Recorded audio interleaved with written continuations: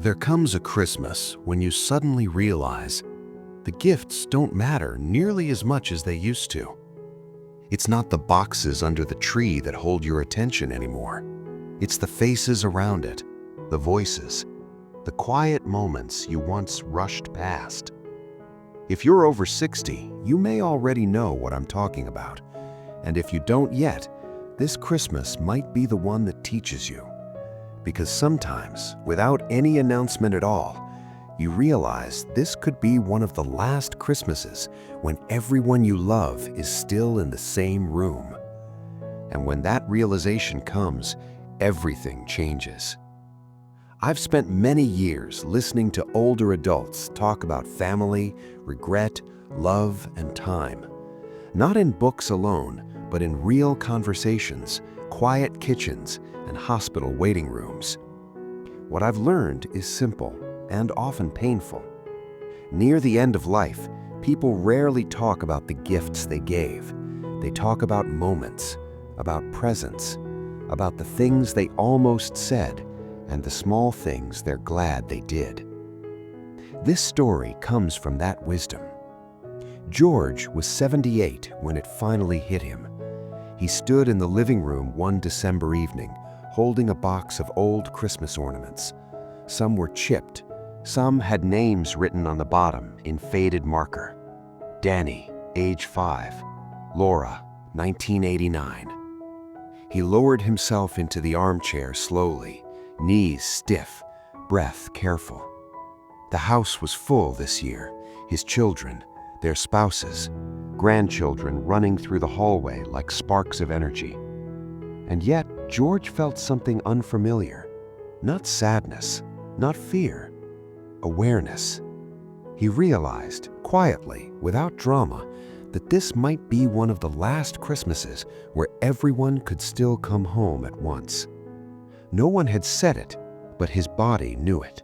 His heart knew it.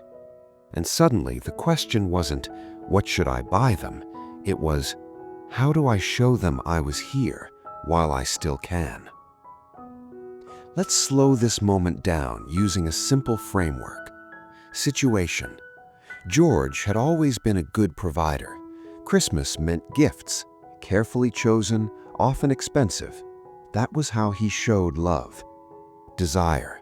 What he wanted now wasn't gratitude, it wasn't praise, it was connection, the kind that lingers after you're gone.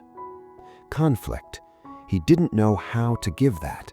No store sold it. No receipt could prove it. Change. So George did something different this Christmas.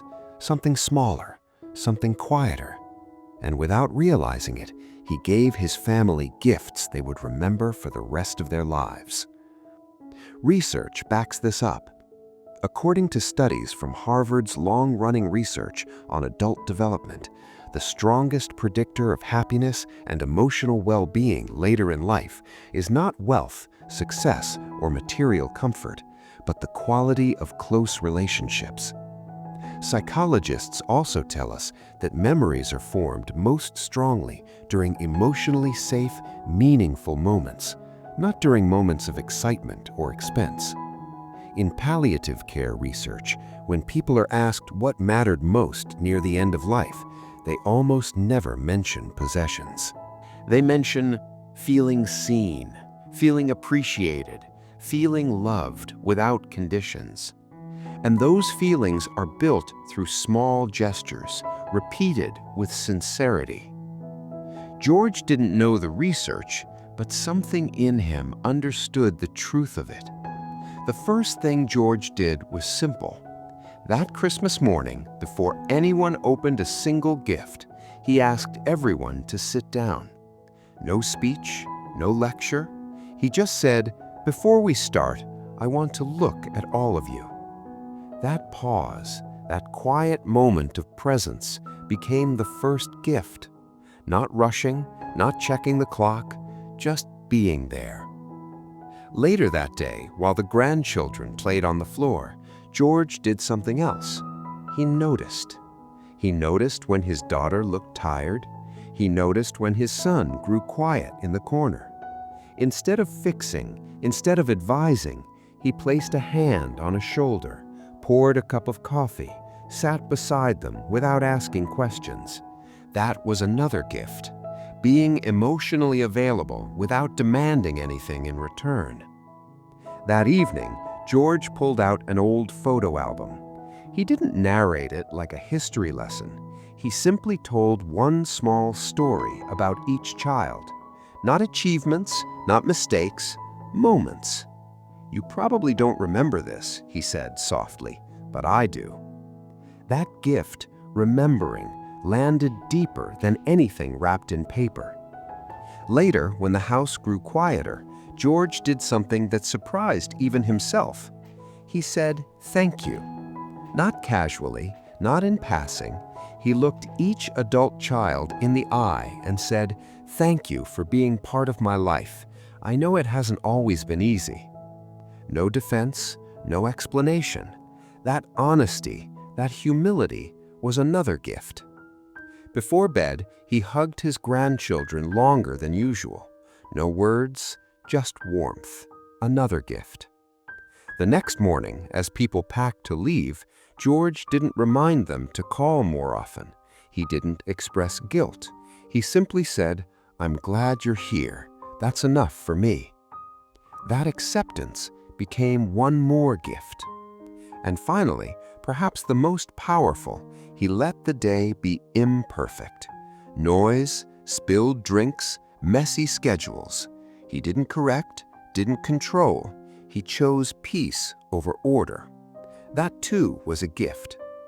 Years later, George's children wouldn't remember every present they received, but they would remember the way he looked at them before opening gifts, the quiet presence instead of advice, the stories that said, "You mattered to me," the thank you that healed old tension, the hugs that lingered, the acceptance without guilt, the peace he allowed into the room. If you're watching this and you're over 60, hear this clearly. You don't need more money. You don't need perfect words. You don't need to fix the past. This Christmas, your greatest gifts are already in your hands. Your attention, your patience, your presence, your humility, your love expressed simply. And one day, long after the decorations are gone, those small gestures will still be alive in the hearts of the people you leave behind. If this message resonated with you, please like this video, share it with someone you love, and subscribe for more quiet wisdom about family, time, and what truly lasts. Because the smallest gestures are often the ones remembered forever.